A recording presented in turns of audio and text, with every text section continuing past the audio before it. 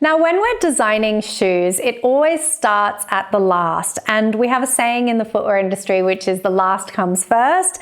And that's because even when we want to design up some imaginary shoe in our head, we need to first find the last that's going to be the correct shape for whatever shoe we're trying to design. So once you've got your last and you've got it taped up, you move on to the next stage, which is 3D designing. So whenever we're designing shoes, there's two ways of doing it, and you kind of need to do both ways, which is just 2D designing straight onto a piece of paper and 3D, which is designing straight onto the last. Now, a lot of shoe designers don't even bother with the 2D drawing on paper, or these days digitally as well, and they just dive straight into this stage because this is really where you're going to sort of see how it's going to look as a 3D shoe. So I'm going to show you an example in this video on how we would draw on the last, because I do find that sometimes putting that first pencil to last is really tricky to get started. So we are going to do a few different examples on this one to show you how easy and how forgiving this process can be. Now, before I start anything, I always like to put in a couple of guidelines, and the first one is getting a line all the way down the front center of the last and all the way down the back center of the last.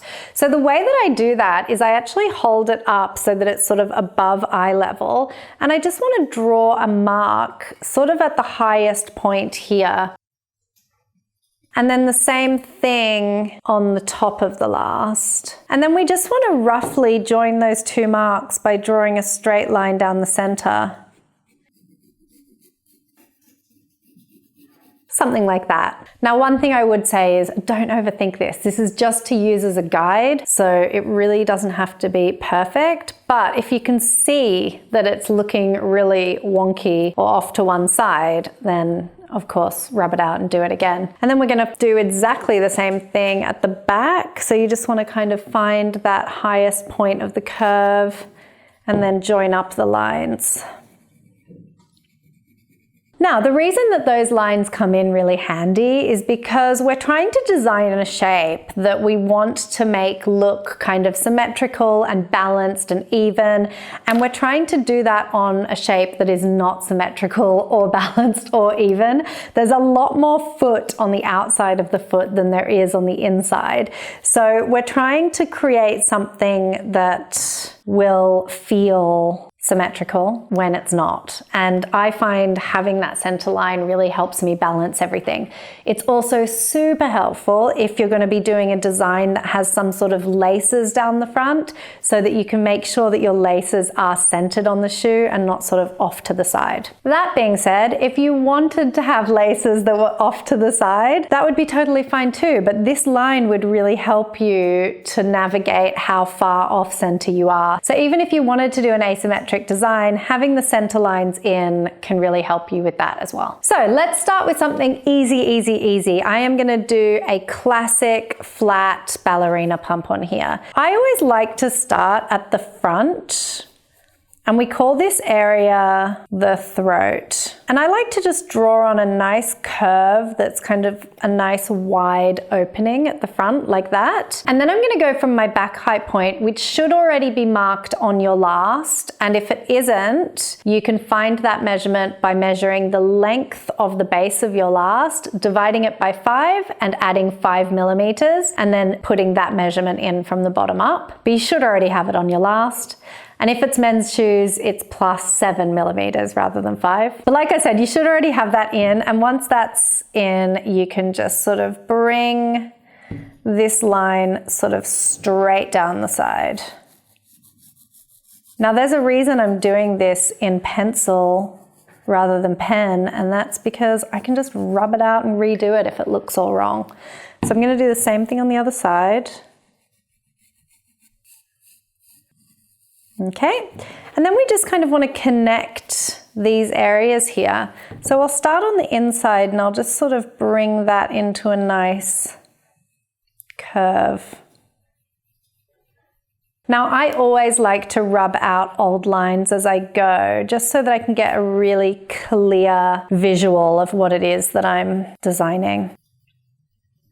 So that's looking really nice now. I try not to do my pen lines too dark when I'm doing this, because usually I'm rubbing them out and moving things around a little bit so that it really becomes perfect, and then I'll go over them quite dark afterwards. But that is just a really lovely standard ballerina flat. One thing I like to do as well from the back section here is that if I kind of look straight down the side like that, I can really see whether those lines are sort of going at the right angle down, or if one of them's going up and one of them's going down. So I can sort of make sure that they feel right to me as well. So if you haven't guessed it already, the designing on the last is really actually quite easy. We just draw whatever it is we want to see. So for example, if I wanted to make this shoe into a peep toe, I would quite literally just draw in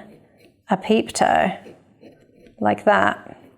And if I looked at that and went, actually, that's not the kind of peep toe I want more of a straight peep toe, you would just rub it out and you'd draw on, you know, a different style of peep toe like that. It really is a matter of just playing around with it and seeing what you like the look of. Equally, if I wanted to turn the back of this into a sling back, I could just bring that down into a sort of strap to maybe about there, and then I'd sort of curve it like that. So that becomes more of a sling back design. We could have this as a Mary Jane. So let's ditch the sling back now and draw a Mary Jane on there. So a Mary Jane strap, I might use my tape measure for this. Mary Jane strap might go across there like that. That seems like a pretty nice spot for it, a little bit lower. And you can even just sort of draw over the top of it like that. Sometimes I even use masking tape to use as a bit of a tracing sort of thing. So that gives us quite a straight Mary Jane strap. But let's say maybe we wanted a more curvaceous one. So we could draw maybe something like this. And again, remembering to erase old lines as we go so that we can really visualize what it is that we are drawing in. So you can see now on that side, I've got a really nice curvy shape that's bringing my strap across here. And this might be a nice place for a buckle to sort of go in. And of course you could design a really cool buckle.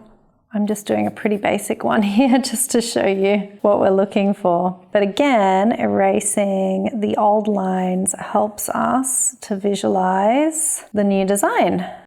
So that has now transformed from a classic ballerina into a Mary Jane, into a peep toe, into a sling back. So you can really do whatever you want here, really, in terms of the design. Quite often people say, well, what if I wanted like a curvy top line? You can do anything you want, but I really recommend that before you start getting too wild and creative with your drawings, that you actually make a shoe first. Because even doing something as simple as that, where I've just created a sort of arch at the top there, will make the process of putting in your counter stiffener when you're actually making the shoe extremely difficult. So it's quite important, I think, when you're starting out to just make a really simple shoe so that you can learn all the processes, and then that will help inform you a bit more when you're at the design stage with what you can do easily and what will be a bit more challenging to make in real life. Now I'm going to rub all of this out and just show you one more design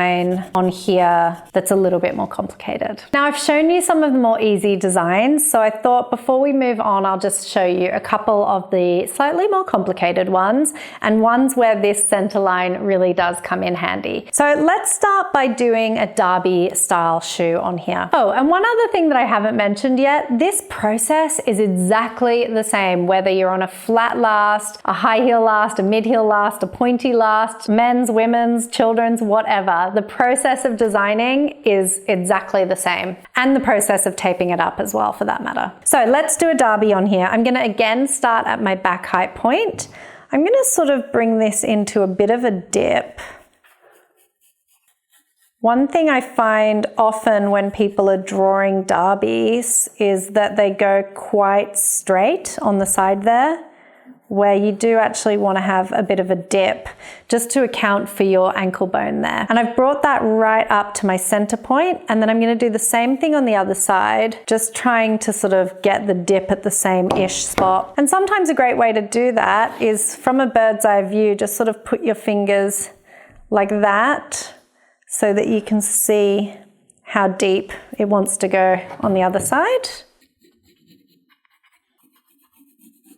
So we've got our top section in there now. Now when we're doing a shoe that has laces, we want to have a little bit of a gap in between so that we can tighten or loosen those laces. So I'm going to go ahead and bring this straight down to about this point. This point here where it starts to curve up is called our vamp point, and we want our little front lace up area to sort of not cross that vamp point.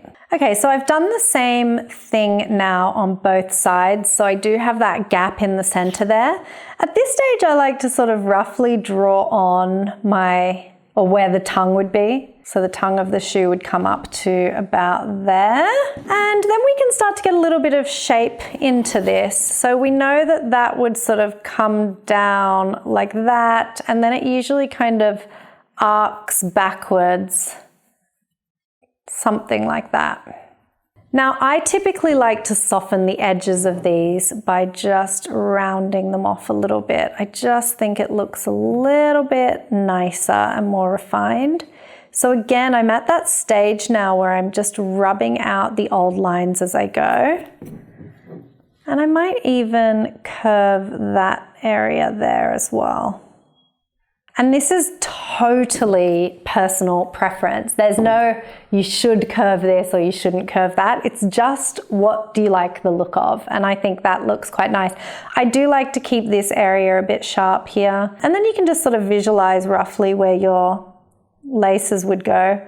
Obviously you would space them out properly, but I'm just putting them in there to show you. So that is the start of a derby design. And of course we would want to replicate that on the other side. Just to continue on with the design what you want to see thing, if you wanted to have like a little toe cap, like a winged toe cap, you could sort of draw on something like that.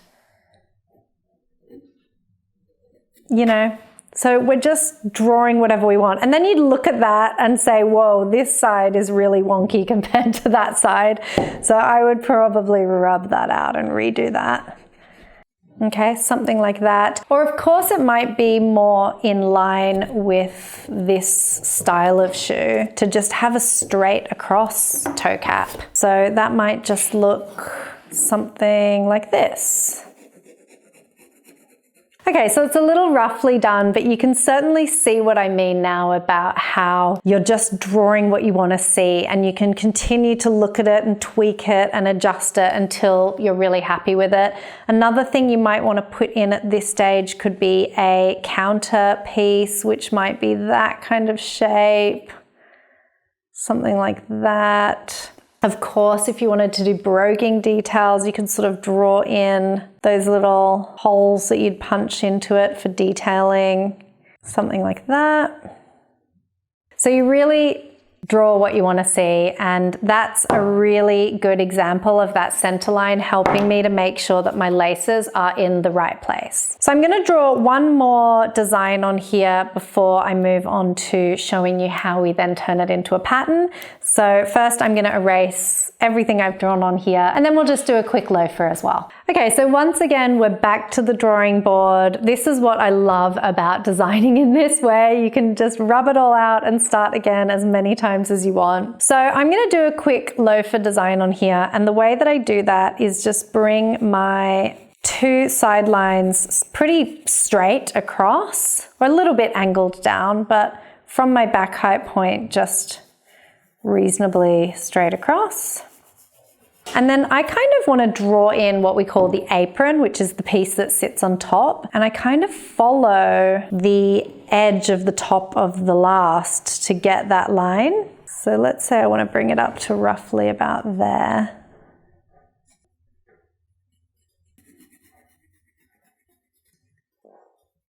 Okay, and then we're just going to connect the side piece down there like that. Okay, so you can see how this is starting to take shape as a loafer now. I've got my apron and I've got the piece that comes around here, and then typically we'll also have, and I'll use my tape measure for this as well, we'll also have sort of a straight strap. So there we have a pretty typical looking loafer design, and I really hope that at this stage you've really understood how easy it is to do this 3D design process onto the last. There really aren't any rules here. You just design however you want the shoe to look, and then you tweak it and tweak it and tweak it until it's perfect. So quite often I'll just draw a rough design on there, rub out the whole thing, do another one, rub out the whole thing, do another one, until I've sort of landed on the design that I want. And then once I've landed on the design that I want, I'll keep tweaking it and tweaking it until I'm really happy with where all the lines are sitting, and just to make sure that it feels like a well-balanced shoe in general. So once you've done that, the next stage, of course, is to then turn it into a pattern to then make it into a shoe. But for the sake of this video, I really just wanted to talk you through how to draw on the last and how to not be scared of it, because it's extremely forgiving, because if you make a mistake, we can just rub it out. So I hope you found that video helpful, and I'll see you next time.